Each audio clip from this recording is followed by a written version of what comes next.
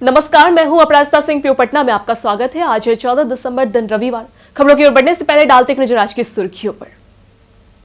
सरकारी नौकरी के लिए यूपीएससी ने 102 पदों पर आवेदन शुरू की। जब्त वाहनों की नीलामी पर हाईकोर्ट की कड़ी नजर। नीतीश सरकार ने प्रशासनिक रिसेट बटन दबाया। पटना में ग्रीन रिवॉल्यूशन प्लास्टिक पर मिलेगा इनाम। भारत पाकिस्तान अंडर 19 मैच की लाइव स्ट्रीमिंग कैसे और कहां देखें। चलिए बढ़ते आज की 21 बड़ी खबरों की ओर विस्तार से। सरकारी नौकरी के लिए यूपीएससी ने 102 पदों पर आवेदन शुरू की। संघ लोक सेवा आयोग यूपीएससी ने controller general of patents design and trace marks CGPDTM में 102 पदों पर भर्ती शुरू की है। पदों में 100 examiner of trade marks and GI और 2 डिप्टी डायरेक्टर्स शामिल हैं। आवेदन प्रक्रिया 13 दिसंबर से शुरू हो चुकी है। उम्मीदवार upsconline.nic.in पर जाकर रजिस्ट्रेशन कर सकते हैं। न्यूनतम योग्यता लॉ डिग्री और आयु 21 से 35 वर्ष है। चयन प्रक्रिया में written exam, interview, personality test, document verification और मेडिकल शामिल है। सैलरी 1 लाख से 1,25,000 रुपए प्रति माह। जब्त वाहनों की नीलामी पर हाईकोर्ट की कड़ी नजर। पटना हाईकोर्ट ने जब्त वाहनों की नीलामी में अनियमितताओं और रैकेट की आशंका जताई है। राधेश्याम सिंह की याचिका पर सुनवाई में कोर्ट ने आर्थिक अपराध इकाई को FIR दर्ज कर जांच का आदेश दिया। आरोप है कि चोरी हुई स्कॉर्पियो को गलत रजिस्ट्रेशन नंबर पर नीलाम कर दिया गया और असली मालिक को सूचना नहीं दी गई। अदालत ने दस्तावेजों में खामियां पाई और अधिकारियों की मिलीभगत की संभावना जताई। नीतीश सरकार ने प्रशासनिक रीसेट बटन दबाया। सीएम नीतीश कुमार के सत्ता संभालते ही बिहार में अफसरशाही के बड़े पैमाने पर ट्रांसफर पोस्टिंग का दौर शुरू हुआ। अब तक कुल 51 IAS अधिकारियों का तबादला किया जा चुका है। वरिष्ठ और संवेदनशील जिलों में युवा एवं अनुभवी अफसरों तैनात किए गए। प्रमुख विभागों में डिजिटल गवर्नेंस, खनन, ग्रामीण विकास योजना और नगर विकास पर फोकस बढ़ाया गया। सरकार का उद्देश्य परफॉर्मेंस और भरोसे के आधार पर सुशासन सुनिश्चित करना है। यह फेरबदल सिर्फ रूटीन नहीं बल्कि प्रशासनिक नई दिशा देने का संकेत है। पटना में घना कोहरा जारी, ठंड और प्रदूषण बढ़ा। पटना में घने कोहरे से फिलहाल राहत के आसार नहीं है। मौसम विभाग के अनुसार अगले 2 दिनों तक सुबह और रात में मध्यम से घना कोहरा छाया रहेगा, जिससे दृश्यता कम रहेगी। राजधानी में न्यूनतम तापमान 9.2 डिग्री सेल्सियस दर्ज किया गया है, जबकि दिन का तापमान करीब 24 डिग्री रहने की संभावना है। ठंड के साथ वायु प्रदूषण भी चिंता का कारण बना हुआ है। बिरला इंस्टीट्यूट क्षेत्र में AQI 340 दर्ज किया गया, जो रेड जोन में है। पटना में ग्रीन रिवॉल्यूशन प्लास्टिक पर मिलेगा इनाम। पटना में प्लास्टिक का कचरा कम करने के लिए नगर निगम ने रिवर्स वेंडिंग मशीन की अनोखी पहल शुरू की है। खाली प्लास्टिक बोतल या कैरी बैग डालने पर लोगों को ग्रीन पॉइंट्स मिलेंगे, जिनमें रिसाइकिल कैंप और टी-शर्ट इनाम में मिलेगी। शहर के 5 स्टेशनों पर लगी मशीनों से अब तक करीब 10 टन प्लास्टिक रिसाइकिल किया गया है। इस पहल से लोगों की भागीदारी बढ़ेगी और प्लास्टिक प्रदूषण घटेगा। भारत पाकिस्तान अंडर 19 मैच की लाइव स्ट्रीमिंग कैसे और कहां देखें।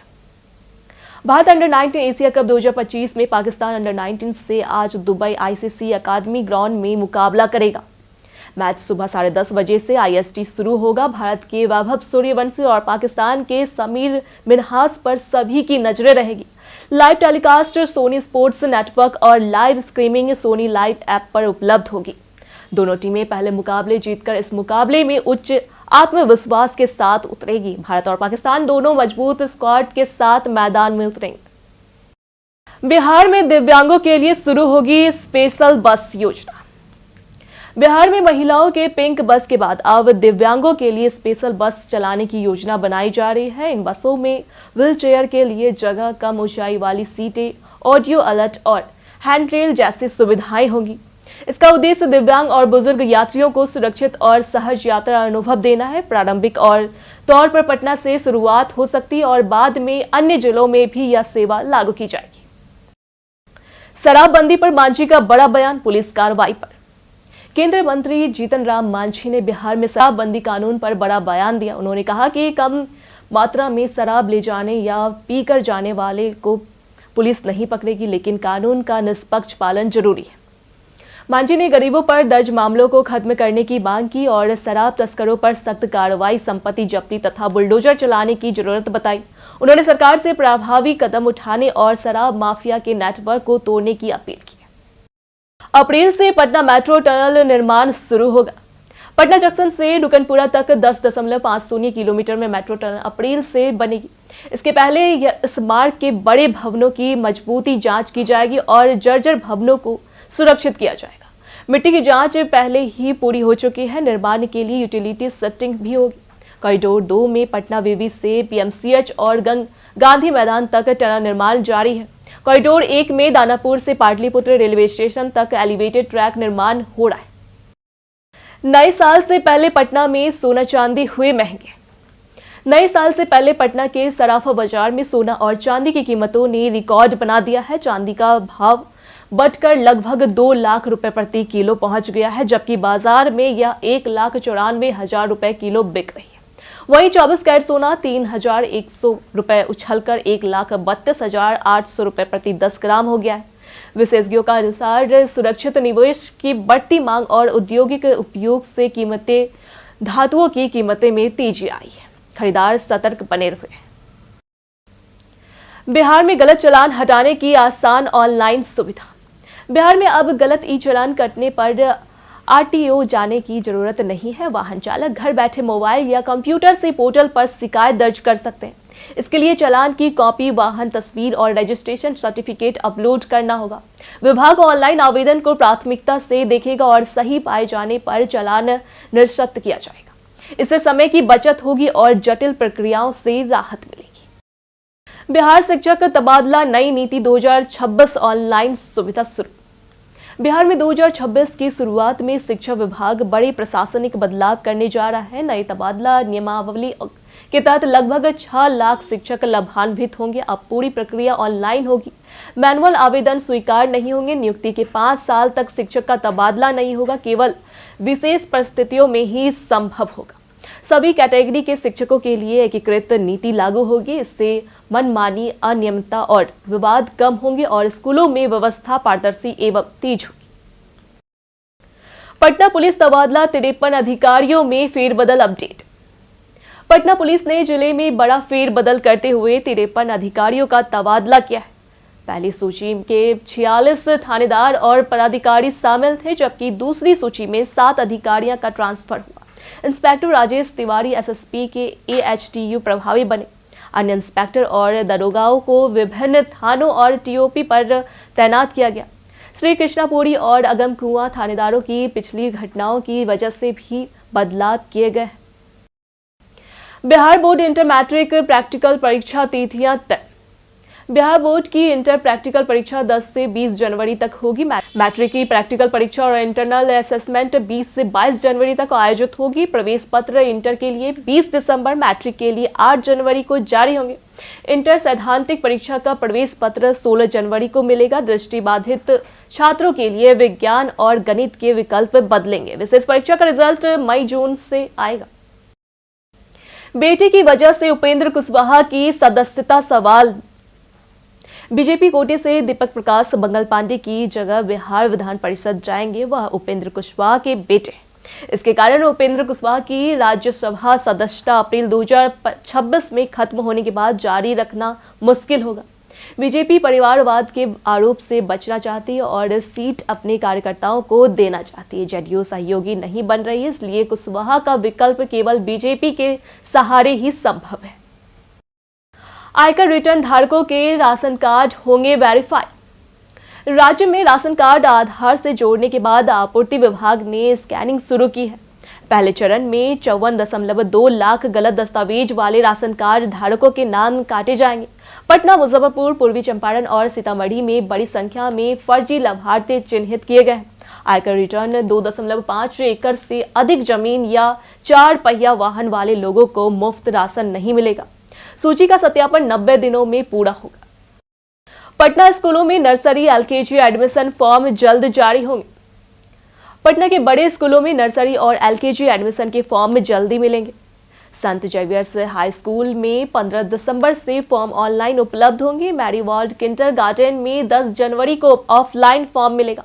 लॉयला मॉन्टेसरी, क्राइस्ट चर्च और डीएवी बीएसपीबी में एडमिशन फॉर्म जारी होंगे। फॉर्म शुल्क 500 से 1200 रुपए तक तय है। बच्चों की आयु 3 से 5 वर्ष तक होनी चाहिए। आज पटना के पर्यटन में बात होगी पट्टन देवी मंदिर की। पटना स्थित पट्टन देवी मंदिर, जिसे मां पटनेश्वरी भी कहा जाता है, भारत के 51 सिद्ध शक्त पीठों में शामिल है। देवी सती के शव की दाहिनी जांग यहीं गिरी थी। मंदिर में महाकाली, महालक्ष्मी, महासरस्वती और भैरव की मूर्तियां हैं। बड़ी और छोटी पट्टन देवी मंदिर प्रसिद्ध है। विजयदशमी में मेले लगते हैं, श्रद्धालु प्रसाद चढ़ाते हैं और आरती में भाग लेते हैं। मंदिर सुबह 6 बजे से रात 10 बजे तक खुला रहता है और सभी धर्मों के लोगों के लिए खुला है। मखाना किसानों के लिए 476 करोड़ की नई योजना।